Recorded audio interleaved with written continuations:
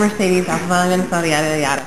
Anyways, if you could pick if you had the choice to interview a smaller, lesser-known country in the world and share that interview with America, which country would it be and why? Micronesia, because it's a place that I have heard and I didn't even know existed until like 5 years ago. There's a place called Micronesia? Yeah. You haven't guys heard of Micronesia? Yeah. I've heard of Micronesia. So I want to interview the head of the government in Micronesia, because the point is that there are other governments around the world. I think that this is where I am obviously editorializing, but our focus is often U.S.-centric, and we need to go broader. Mahmoud Ahmadinejad, I love that story. I can't read enough about it, I can't talk about it enough. Mahmoud Ahmadinejad he's very important to every one of us here for various reasons. And I cannot think or know about that enough. So our correspondent there is the only correspondent there in that country, and I love that fact because he's getting me information. So yeah, Micronesia would be the place. I know nothing about it. I've just only heard about it here and there. How about you? What country do you want to? Oh gosh, I have no idea. I think the little islands, not even countries, even just about anywhere that you don't hear in the news. Like, for example, you hear a lot about. I know I watch Anderson Cooper religiously and CNN in general, but I know he did. He likes you. Yeah, I love him. I'm obsessed. Yes. Yeah, like I know he's done a thing on like the money laundering schemes and whatnot in Nigeria, and we see a lot about Iraq every single day. Things like that. I don't know, Borneo, something like that. Yeah, so somewhere you don't hear about every single day.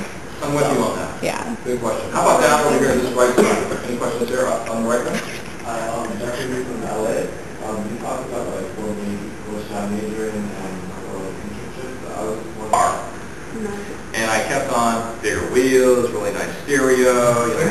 That wire running down the middle with an on-off switch, and 215s in the back and 410s behind the seat. That's what I did for 4 years, 4 or 5 years. And then I went to school and said I can't be a cookie guy for the rest of my life. All my money was going to my car, every last dollar. And I didn't want to go to college because I didn't know why college made sense. I said, I don't know if I want to do it. When I did go to school, I was a poli-sci major.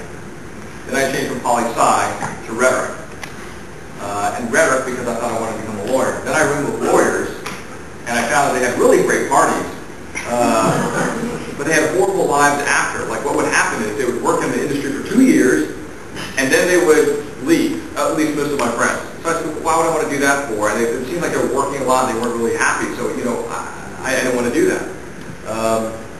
So with my rhetoric degree, I decided I wasn't going to go into law. I decided I want to get into advertising. And so then I did advertising into my summer internship. That's when I told you guys earlier, I said, that ain't what I like to do. Then I ended up interning the following summer for an environmental equipment manufacturer in Berkeley, and it was the best job I ever had. It was the weirdest job you could ever think of, right? It was these pumps you throw in the ground, and they go, and they just pull oil out. That's all I do. It leaks out of those underground storage tanks at gas stations. It just pulls it out. So, you have a follow-up question. Well, did you do any like journalism? All I did was radio. All I did was radio. Yeah, I did radio, and then after that, I did not go back since college until 4 years ago. Anybody else in the section? What made you want to do this? What was that thing that kind of gave you a push? Yeah. I remember the sort of the smile of discovery and getting out there. I remember the stories that I told you about, which is the Rodney King riots, the breast implants, the LA Lakers stories that I had done, all those things were, and I remember how I had to enterprise to get the story. For the Rodney King story, I had to go underneath this tunnel, under the Bay Bridge, come up on the other side, and run up to where the protesters had stopped the bridge from functioning. And I had to borrow this guy's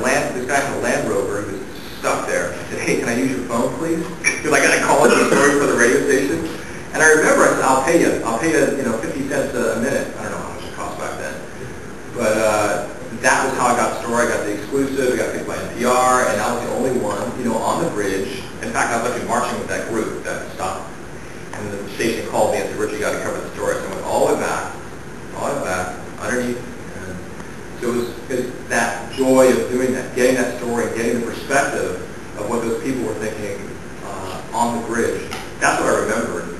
I said, because you get caught on this little hamster wheel of what you need to do and what you should do, and there are things we need to do and that we should do, but I remember at that point, after we had sold our company in Singapore, I said, well, what would I really like to do if I do anything? I remember that sort of